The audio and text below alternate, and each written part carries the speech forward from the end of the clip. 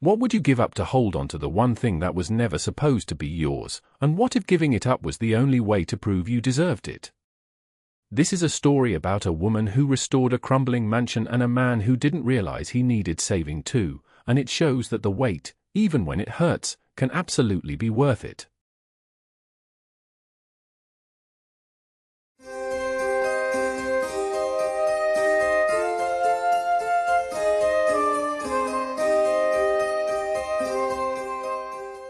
The morning Eleanor Voss arrived at Whitmore Hall, the iron gate was rusted open and the driveway was full of dead leaves that no one had bothered to sweep.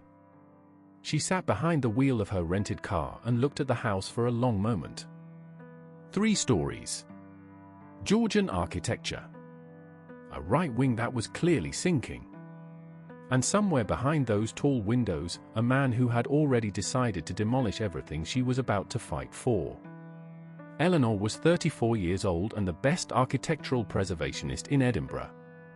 She had saved a Victorian textile mill, a collapsed pier in Aberdeen, and a Baroque chapel that half the city had written off as rubble. She had never failed a building. She had, however, failed a marriage. And the quiet of the Scottish countryside in the autumn of 2019 felt uncomfortably close to the quiet that had filled her flat in the months after the divorce. Too much space. Too much time to think. She grabbed her bag and stepped out of the car. Daniel Whitmore opened the front door before she could knock. He was taller than she had expected from the photographs in the legal file. Dark hair that needed cutting. A jaw set in the particular way of someone who has already made up his mind and is waiting, with diminishing patience, for the rest of the world to catch up. He looked at her the way people look at someone they didn't ask for. His great-aunt had left the estate to a preservation trust, with one condition: the trust had 18 months to assess restoration viability. If Eleanor declared the project viable and secured funding, the house would be saved.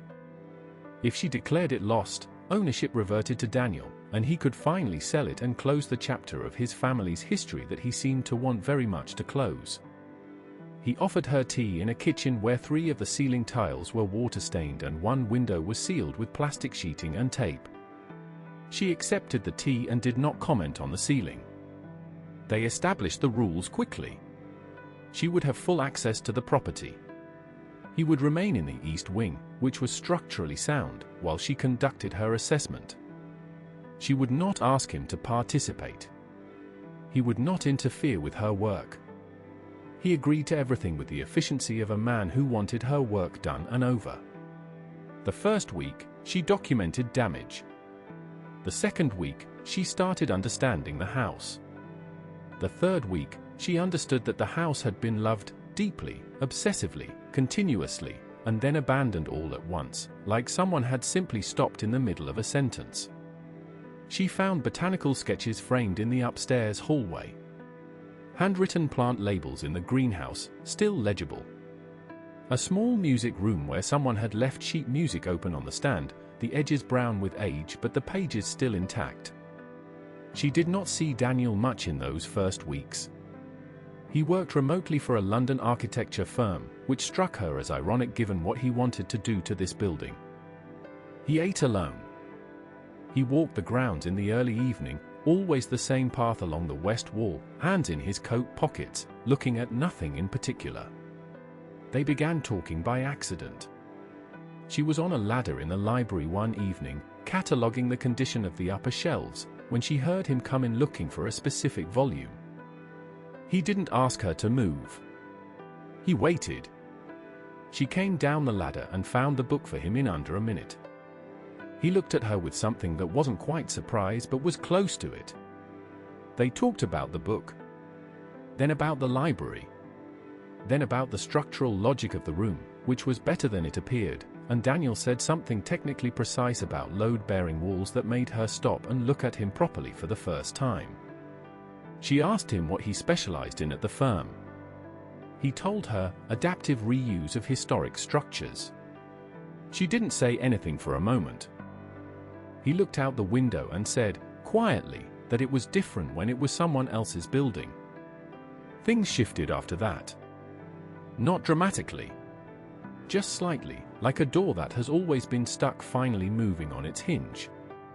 They began having dinner in the kitchen 2 or 3 times a week. The conversations moved slowly at first, professional, careful. Then they started talking about other things. About the strange grief of inheriting a place you never lived in. About what it meant to save something versus preserving the illusion of it. About her divorce, which she mentioned once, briefly, and he didn't press. About his mother, who had died when he was 12, in this house, and whom his great-aunt had essentially become, and whose death 3 years ago had started the clock on his need to be done with Whitmore once and for all. That was when Eleanor began to understand. The house wasn't just a legal inconvenience for him. It was a place where everyone he loved had eventually disappeared. Staying meant remembering. Selling meant being allowed, finally, to stop. She understood that kind of logic. She had moved to Edinburgh after the divorce specifically to be somewhere that held none of her history. She also understood, with a clarity that frightened her a little, that she was starting to look forward to the evenings in that cold kitchen in a way that had nothing to do with the building. In November, the Trust's preliminary funding committee visited the estate. Eleanor gave her assessment. The structure was more sound than it appeared, the architectural significance was undeniable, the costs were high but justifiable. She recommended full restoration. The committee was encouraged. Daniel sat in the back of the room during her presentation and said nothing. That night he didn't come to the kitchen. The next morning she found him in the greenhouse, standing among the dead plants and the handwritten labels. She almost left him alone. Instead she went in. He told her about the woman who had written those labels. His great-aunt Clara, who had spent 60 years caring for this estate after inheriting it from a husband who had preferred the London clubs to the Scottish countryside. Who had told Daniel, when he was a boy, that a place remembered the people who loved it.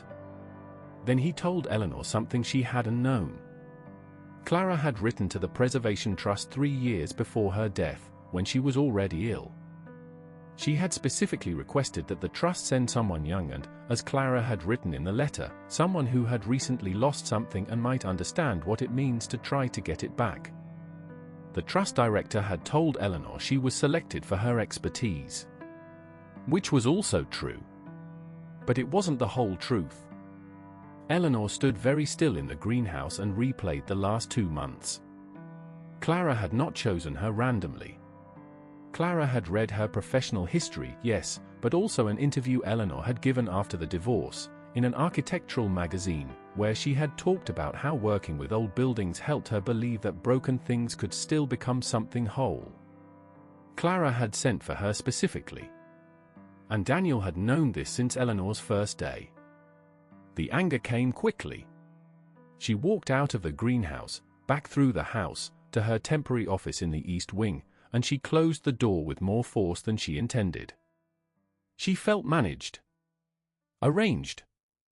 Like a piece in someone else's plan. She considered, seriously, calling the trust director and withdrawing from the project. She had enough documentation to pass the assessment to a colleague. She could be in Edinburgh by nightfall. She sat at her desk for a long time. Then she thought about the music room.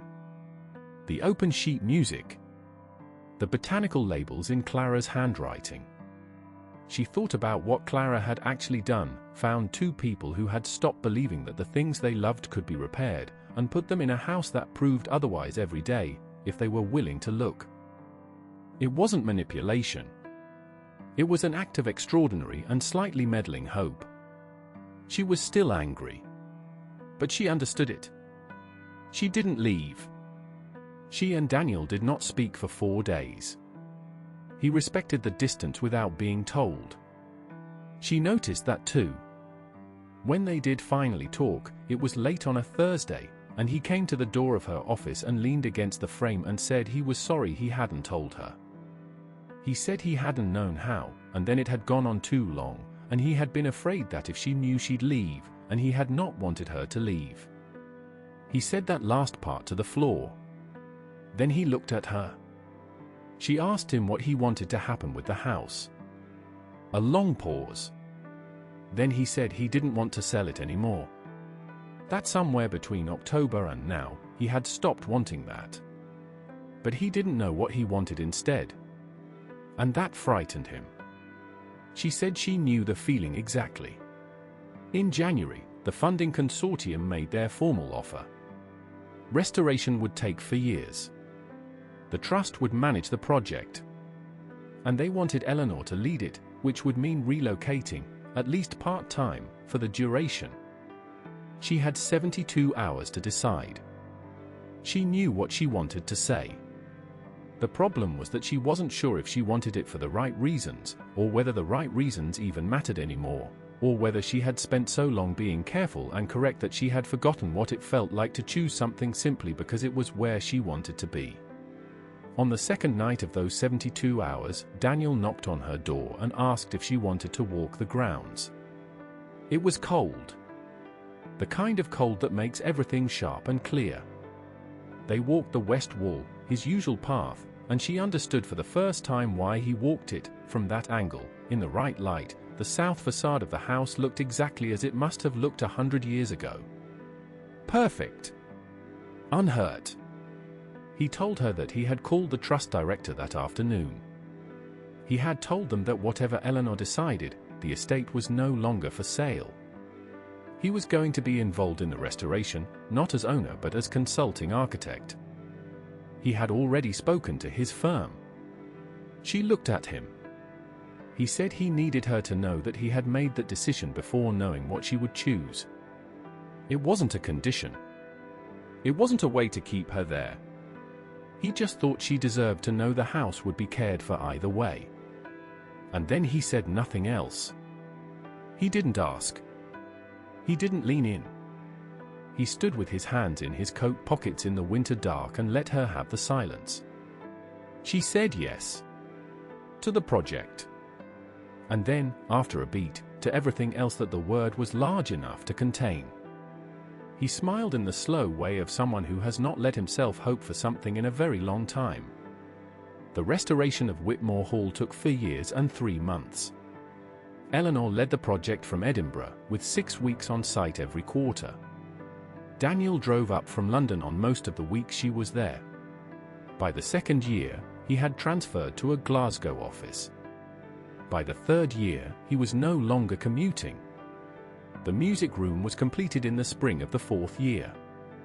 A pianist from the local conservatoire came to play at the opening. The sheet music that had been on the stand, a Schubert impromptu, had been carefully preserved and returned to its place. The night of the opening, after the guests had gone, Eleanor stood in the center of that room and listened to the particular silence of a house that has been returned to itself. Daniel came to stand beside her. He took her hand without making anything of it, the way you do when something has long since been decided. The hall opened to the public the following autumn. In the guest book, on the first page, someone on the trust staff had written Clara Whitmore's name. Below it, over time, thousands of others would add their own.